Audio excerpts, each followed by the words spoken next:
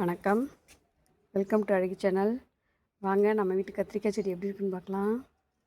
பார்த்தீங்களா, பூ பூத்துருச்சிங்க. கத்திரிக்காய் செடி எப்படி இருந்தாலும் காய்க்க ஆரம்பிச்சிடும். இவ்வளோ வெயிலில் எப்படி தேனி சுற்றுது பாருங்க. இங்கே பாருங்க, தேன் எடுக்கிறதுக்காக அந்த பூவிலேருந்து அதில் சக்கரவள்ளி கிழங்கு நட்டுருக்குறோம். சக்கரவள்ளி கிழங்கு ரொம்ப நல்லாவே வந்துருச்சு.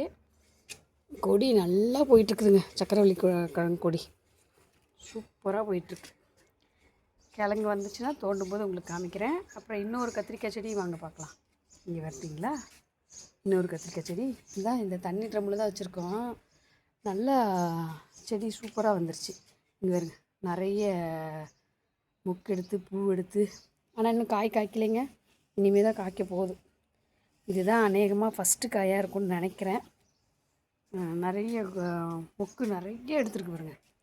செடியே எவ்வளோ அழகாக இருக்குது பார்த்தீங்களா. அதே மாதிரி தான் இங்கே வெண்டைக்காவும் காய்ச்சிருக்கு. இங்கே பாருங்க, ஒரு செடி இதில் வச்சு விட்டேன். வெண்டைக்காய் செடி அதிகமாக இருக்குதுன்னு ஒரு விதை வச்சு விட்டேன். அதுவும் நல்லா காய் காய்ச்சிருச்சு. வெண்டைக்காய் டெய்லி நமக்கு இனிமேல் வெண்டைக்காய் கிடைக்கும், கத்திரிக்காய் கிடைக்கும், அப்புறம் இன்னொரு காயும் கிடைக்கும். பாவக்காய் வாங்க காமிக்கிறேன். பாவக்காய் செடியை அடுத்த வீடியோவில். இதில் மிளகாவும் நல்லா காய்ச்சிருக்கு. இங்கே பார்த்தீங்களா, மிளகாவும் நல்லா காய்ச்சிருக்கு. குச்சி குச்சியாக தான் இருக்குது செடி, ஆனால் காய் பாருங்க, காய் எப்படி காய்ச்சிருக்கு பாருங்க.